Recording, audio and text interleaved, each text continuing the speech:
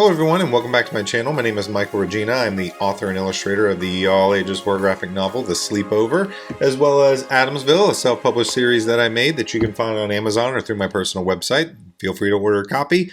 Love to hear what you think. I'm back with the final video in my using role-playing games to write, or the solo role-playing game process for writing.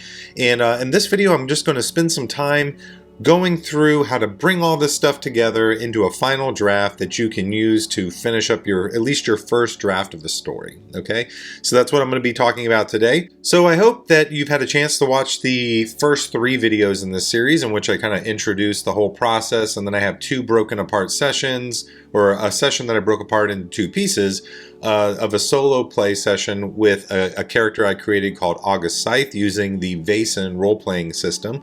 And it's sort of a young adult character who is solving mysteries involving monsters and everything like that, set in sort of the early 20th century out in the rural country somewhere in a small city area. So I'm going to dive into the steps I would take in using this process to wrap up a final draft. First step, I would say, is, if possible, try to write the entire outline of the story first. In other words, go ahead and use the solo play system to play through the entire story arc of what you're doing before you actually start writing a draft.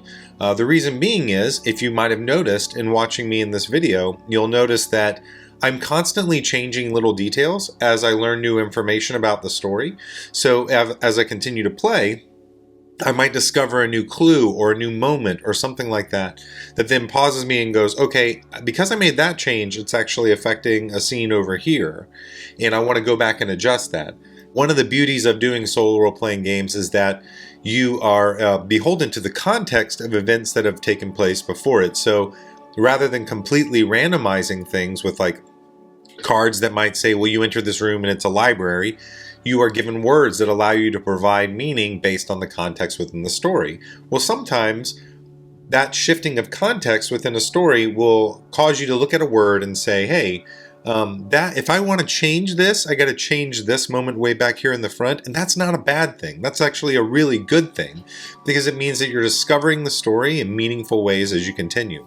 And so even though in this series, I haven't finished the story with August Scythe, I wanted to just sort of show you broadly how this works. But if I were doing this on my own, like for an actual story that I was going to finish and complete, I would try my best to outline the entire story, play as many solo sessions as I had to play to get to the end of that process and be able to write out an outline. And I'll actually give you an anecdote for why I would say to do this, because I have been writing the ending of my book, Deepwater Creek, and I wanted to try this process out and see if I could solo roleplay to my ending. But because so much has happened in the story up to this point, I have to forcibly apply context to moments that have already been written.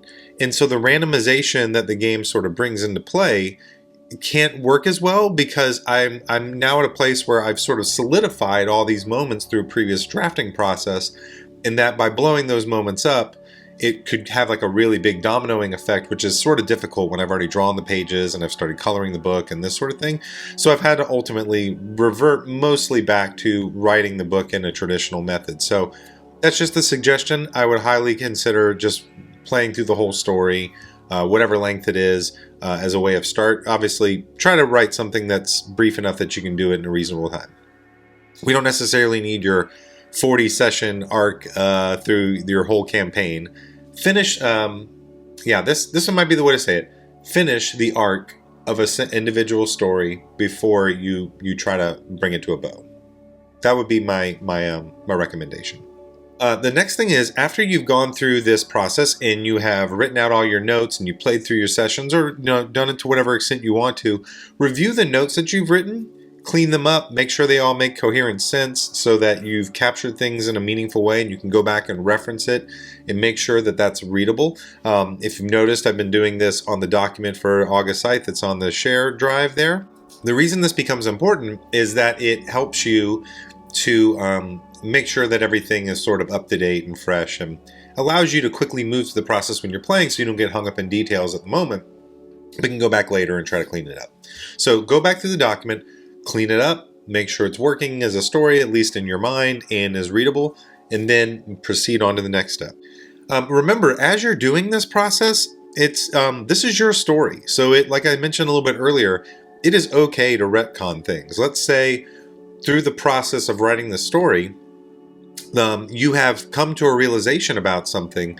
You are also the game master of this game, right? So if you come across a new idea that you think is exciting and you can fit it back within your story, I just encourage you to do that, because there's nothing wrong with doing it, and it will make your story stronger as a result of it. And then you just have to consider those changes within your new context of your story as you proceed forward into your next session or your next scene or whatever the case might be. After that, I would encourage, if you are not feeling quite ready to dive into actually scripting out a scene, go ahead and do maybe a full-blown treatment or a full-blown synopsis of your story. So you sit down, take all those session notes that you've had, and start to string it together into a very loose, kind of high bullet point moment version of the story, so that you really have something that somebody else could read, go through and say, I understand the story, it's reading well, I get what's happening. If you're more of someone who enjoys sort of the plotting process and really likes having a heavy roadmap before you dive in, this is, I think, a really helpful process. If you're someone who feels like, hey, I've got the notes that I need and I'm just ready to go, then I would say, you could certainly skip that stage and go straight into scripting out your book. But it's really a preference issue. But I think, especially if you're learning, having more of a roadmap that you can lean on is really beneficial. And then lastly, you would want to take those notes and begin to write out a draft of the story, the first draft of your story, using these notes. I've already begun doing that with August's story. I've put a link in the description below to a working document so that you can see the script that I've written out. And there are notes in there and things like that, because really what I wanted to show you was how I use this process to get things going, how I used it to get a draft out, even if it's sort of a zero draft or a first draft that is really designed more to capture all the elements of the story, compile them into a place, and I'll go back in and clean it up. So you might see that I leave notes sort of saying, here's what I plan to do at this scene, and I haven't quite played through that yet, so I'm going to come back to this sort of thing. But this is where you can dive in and start writing, and hopefully because you've done all these things and you've been role-playing the character, you know your character more because you know what drives them and what motivates them, and you're still giving yourself room to be surprised along the way. Remember, all these things all that I'm proposing is a tool to help you keep going by using role-playing games to drive and make connections and work through storytelling problems that, frankly, when I try to do them on my own, can often leave me just wandering around my neighborhood on a creative walk, staring at the sky, trying to figure out how do I put these pieces together. And the solo role-playing engine really can help you put those pieces together quickly, and it also feels like you're playing a game as you're going. So remember, once you've done the solo role-playing piece, though, you are now off and you're just writing. So it's your story. Take it, come back to the solo role-playing session. If you're like, I might need to rewrite a scene, I want to take a look at this. This is just, hopefully, another tool in your belt, and will hopefully help some of you who are maybe a little bit intimidated on how to start writing, find a way to do it in a way that is fun and exciting and gives you also some cool experience learning how to use role-playing games, which is definitely a benefit. Now, a few challenges I would say exist with this method. Like I said before, I think if you're trying to use this to pick up a story that you're already well into, you may find that to be problematic, because part of the real strength of using this system is its sort of adaptability, and the unpredictability of the dice rolls and the storytelling leads you on pathways that you might not have normally arrived at on your own. And they create natural drama, they create natural changes within the story. And if you are already well into doing that sort of thing, you may find that it's really hard to let the dice run the story, because you already built up such a expectation of what should be happening and how it should be happening.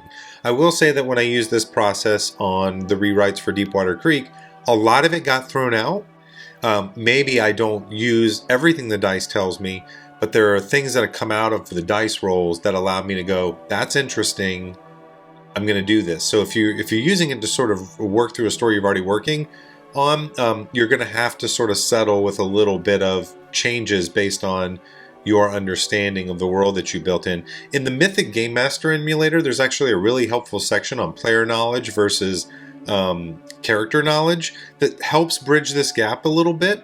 So if you bought that book or you have access to it, I definitely recommend reading that section if you're working through a story you've already done using this method. And so that's all I have to really say about this process. Like I said, I really hope it's been a cool experiment for you all to watch me work through, and I would love to know if you're trying this out for yourself. Please let me know, like, was this helpful? Did you use this process to work through a story? And if you did you enjoy it? Or did you feel like, hey, you know what, it wasn't for me, but it seems pretty cool? I do want to propose to you all who are subscribers to my channel, which if you aren't already, please like and subscribe. Let me know, did you enjoy this sort of content? If you enjoyed this sort of content, as far as like me solo role playing, I would love to continue solo role playing for you guys and trying different game systems out. I got the Alien RPG starter set for Christmas, and I really want to try this, and I have some cool ideas set in the Alien universe that I think could be really fun to play around with, as well as just other games that I enjoy that might be fun to visit and use as a way to tell stories. So if you like this process and want to see me do it more, let me know. I'd be happy to dive back into it. But that's all I have to say for this series. Going forward, you'll kind of return to some other videos just talking about my process. I'll give you more updates on Deepwater Creek. If you're new to this channel and enjoyed this video, I'd recommend checking out my video on how to develop an idea to maybe get you started if you're trying to figure out how you want to use this system in creating your own story. Thanks for being here, you all. I will see you next time.